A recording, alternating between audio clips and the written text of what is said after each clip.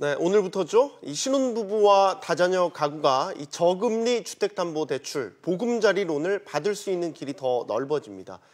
사실 뭐 기존에도 보금자리론이 있었는데요.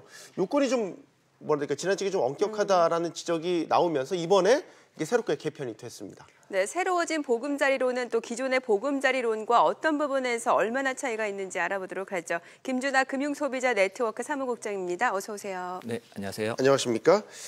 자, 지금 소득 요건, 자격 기준 같은 게 전반적으로 완화된 거죠? 네, 맞습니다. 설명을 좀 해주시겠어요? 사실 보금자리론은 2004년에 출시한 상품인데요. 네. 그동안은 이제 자격 기준이 없었다가 2017년에 자격 기준이 바뀌었습니다. 소득 기준이 부부 합산 7천만 원이었고요. 대출 한도도 5억 원에서 3억 원으로 줄었고요. 또 주택 가격도 9억 원에서 6억 원으로 이렇게 줄었었습니다. 그러다 보니까 실제 수요에 부합하지 못한다는 지적이 계속 있었고요. 그래서 이번에 이제 바뀌는 규정에 의하면 연소득 7천만 원도 뭐 최대 다자녀 가구 같은 경우는 1억, 그리고 맞벌이 부부 같은 경우는 8,500까지 증액이 되고요. 또 이제 한도도 세자녀 가구 같은 경우는 4억까지 가능한 걸로 좀 완화가 되어 있습니다. 네, 그럼 이 보금자리론에 대해서 좀 다시 한번 좀 설명을 해주셔야 될 것 같아요. 예, 사실 이제 보금자리론은 네. 그 주택금융공사에서 취급하는 장기 정책 모기지론 상품입니다. 그래서 기본적으로 이제 고정금리 상품에 최대 30년까지 원리금 균등 상환하는 상품이거든요. 네. 그래서 시중은행의 대출보다는 금리가 조금 낮아서 일반 서민들이 주택을 구입하는데 굉장히 중요한 또 요긴한 상품이었는데, 이게 이제 기준이 지금까지는 부부 합산 연소득 7천만 원 이렇게 되어 있다 보니까 네. 실제 더 수요가 있음에도 불구하고 소득 기준 때문에 이 상품을 이용하지 못하는 분들이 있어가지고요.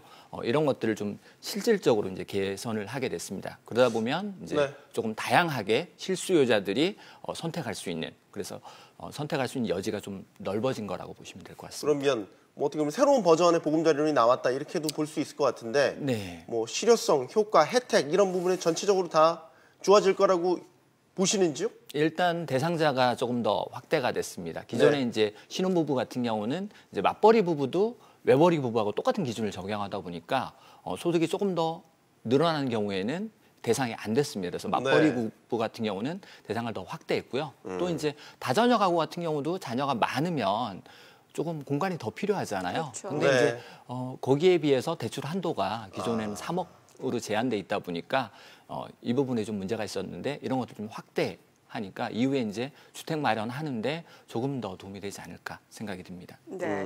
자, 그럼 지금부터 내용을 좀 꼼꼼히 살펴보도록 하죠. 신혼부부 전용 보금자리론 어떤 부분을 꼭 챙겨봐야 될까요? 일단 이제 이 상품이 오늘 0시부터 출시가 됐습니다. 그래서 예. 지금 홈페이지, 온라인 주택금융공사 홈페이지를 통해서 네. 지금 접수를 받고 있습니다. 온라인 그래서 접수. 일단 신청하시는 방법은 일단 온라인에 보금자리론 신청 화면에 신청을 하시면 주택금융공사 홈페이지에 들어가야 맞습니다. 되는 주택금융공사 거군요. 홈페이지에 들어가셔서 신청하시면 이제 주택금융공사 콜센터에서 상담 안내 전화가 올 겁니다. 그리고 그 기준에 맞춰서 여러 가지 이제 자격 서류들, 본인이 이제 대출 받은 서류 소득이라든지 네. 등본 이런 것들을 제출을 하게 되면 여기에 대해서 이제 대출 심사를 하게 됩니다. 대략 한 2, 3주 정도 걸릴 걸로 예상이 되고요. 그다음에 최종적으로 이제 대출금은 은행에 가서 이제 수령을 하셔서 네. 이제 사용하시면 될 것 같습니다. 저게 뭐 지정은행이 있는 건지 아니면 뭐 시중은행이면 어디든 시중은행에서 취급을 하고 있기 때문에 네. 시중은행으로 가시면 될 것 같습니다. 알겠습니다.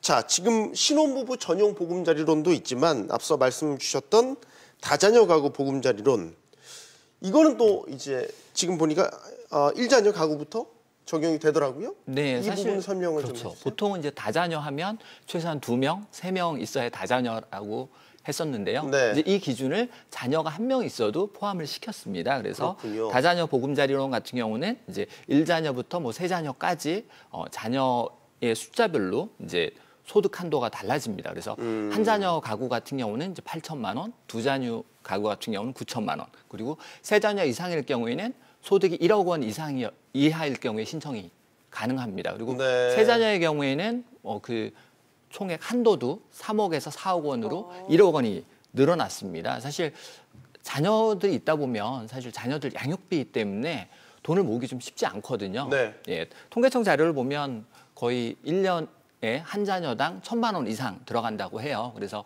이런 부분들 때문에 다자녀 가구에게 조금 더 혜택을 부여한 것으로 보여집니다. 알겠습니다. 그럼 혹시 기존 대출이 있어도 이 보금자리론 이용이 가능한가요? 일단 보금자리론 같은 경우는 기본 보금자리론 같은 경우는 무주택자여야 됩니다. 그리고 다자녀 가구 같은 경우는 한시적 1주택자도 가능합니다. 그래서 만약에 1주택자가 집을 옮기면서 보금자리론 이용하고 싶다라고 하면 기존 대출을 이제 상환하고 이용을 하시면 충분히 기존 가능합니다. 대출은 상환을 해야 돼요? 예, 그렇죠. 기존 대출은 상환하시고 집을 옮기면서 대출을 새롭게 받으셔야 되고 만약에 그렇지 않고 지금 이제 주택이 있다라고 하면 신혼부부 같은 경우는 네. 주택을 최근에 이제 한 3개월 이내에 구입하셨을 경우에는 기존 대출을 상환한다는 조건 하에서는 이용이 가능하십니다. 기존 대출 규모가 이 보금자리론 최대 대출 규모보다 클 때는 사실상 그래서 이용이 일부는 좀 불가하네요. 갚으셔야 되는데 지금 보금자리론 같은 경우는 기준이 조금 더 완화가 됐습니다. 그래서 LTV 같은 경우는 70%, DTI는 60%니까 그렇죠. 기존보다는 조금 더 범위가 좀 넓고요. 또 중도상환 수수료 같은 경우 좀 걱정이신 분들도 계시거든요. 네. 네. 이런 분들은 이제 이 중도상환 수수료까지도 포함을 해서 대출에 반영해 주는 게 있기 때문에 이런 것도 좀 이용하시면 될 것 같습니다. 네. 전체적으로 상환 능력을 보는 거는 뭐 여전하다고 봐야겠군요. 네.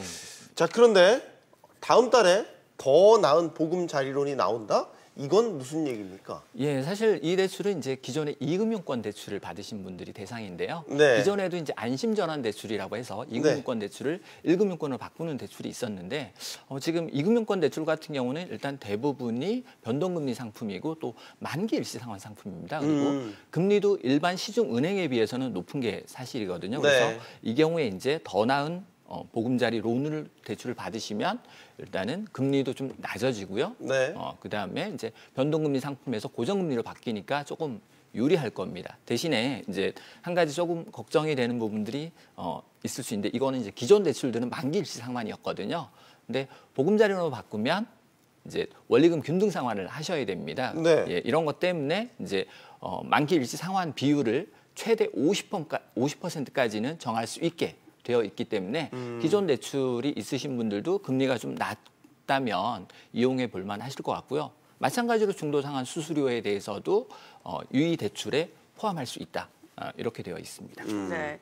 그럼 이 보금자리론 이용하려고 하시는 분들 좀 유의해야 될 점 있다면 어떤 게 있는지도 짚어주시죠. 일단 마찬가지로 신청은 주택금융공사에다가 신청을 하셔야 되고요. 네. 전환 신청을 하면 이제 약정 신청하면서 이제 대환이 되는 형태고요. 대신에 좀 유리한 점은 기존에 제가 보금자리론은 LTV가 70%, DTI가 60%라고 말씀드렸는데요. 그 더 나은 보금자리론 같은 경우는 여기서 10%포인트 상향됐습니다. 그래서 LTV가 80%, 네. DTI가 70% 기준을 적용받으실 수 있습니다.